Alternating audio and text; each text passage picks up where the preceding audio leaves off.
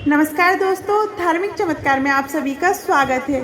आज हम आप सभी के सामने शिव जी और उनकी भक्त की एक सच्ची घटना लेकर आए हैं। आइए जानते हैं शिव जी और उनके भक्त की कहानी।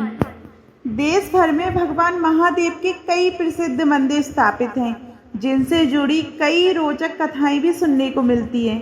भोले भंडारी का ऐसा ही एक मंदिर बिहार के मधुबनी जिले के भवानीपुर गांव में स्थित है, जो उगना महादेव व उग्रनाथ मंदिर के नाम से काफ़ी प्रसिद्ध है। ऐसी लोक मान्यता है कि इस मंदिर में भगवान शिव ने स्वयं मैथिली भाषा के महाकवि विद्यापति के घर नौकरी की थी। महाकवि विद्यापति हिंदी साहित्य की भक्ति परंपरा के प्रमुख कवियों में से एक हैं, जिन्हें मैथिली के सर्वोपरि कवि के रूप में जाना जाता है। वे भगवान शिव के बहुत बड़े भक्त हुआ करते थे। उन्होंने भगवान शिव पर अनेक गीतों की रचना की है।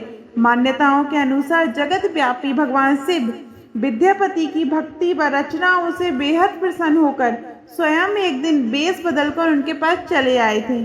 उनके साथ रहने के लिए भगवान शिव विद्यापति के घर नौकर तक बनने के लिए तैयार थे।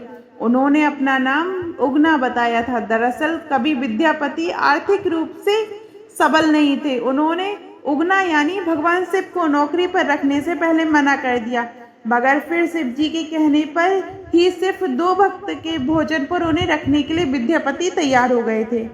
ऐसी कथा है कि जब एक दिन विद्यापति राजा के दरबार में जा रहे थे, तो तेज गर्मी व धूप से विद्यापति का गला सूखने लगा, मगर आसपास जल नहीं था। इस पर साथ चल रहे विद्यापति ने उगना मतलब शिव जी से जल लाने के लिए कहा। तब शिव जी ने थोड़ा दूर जाकर अपनी जटा खोली व 1 लोटा गंगा जल ले आए। जल पीते ही विद्यापति को गंगा जल का स्वाद आया। उन्होंने सोचा कि इस वन के बीच ये जल कहाँ से आया। इसके बाद उन्हें संदेह हुआ कि कहीं उगना स्वयं भगवान शिव ही तो नहीं।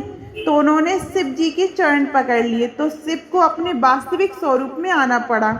इसके बाद शिव जी ने महाकवि विद्यापति के साथ रहने की इच्छा जताई और उन्हें बताया कि वह उगना बनकर ही साथ रहेंगे। उनके वास्तविक रूप का किसी को पता नहीं चलना चाहिए।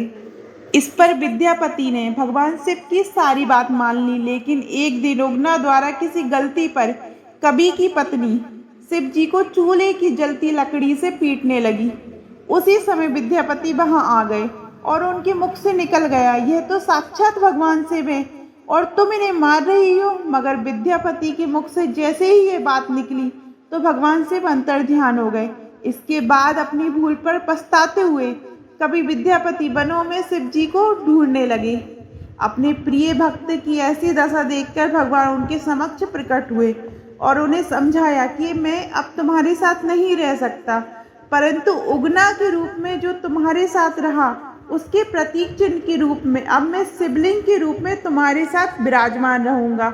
उसके बाद ही उस स्थान पर स्वयंभू शिवलिंग प्रकट हो गया। इस समय जो आप मंदिर देखते हैं, उसका निर्माण साल 1932 में हुआ था। इसके अलावा बताया जाता है कि 1934 के भूकंप में मंदिर को कोई भी नुकसान नहीं हुआ था। हालांकि आज मंदिर का परिसर काफ़ी भव्य बना दिया गया है। आपको ये सच्ची घटना कैसी लगी कमेंट में ज़रूर बताइएगा और हर हर महादेव लिखना मत भूलिएगा। और अभी तक आपने मेरे चैनल को सब्सक्राइब नहीं किया है तो चैनल को सब्सक्राइब कीजिएगा। हर हर महादेव।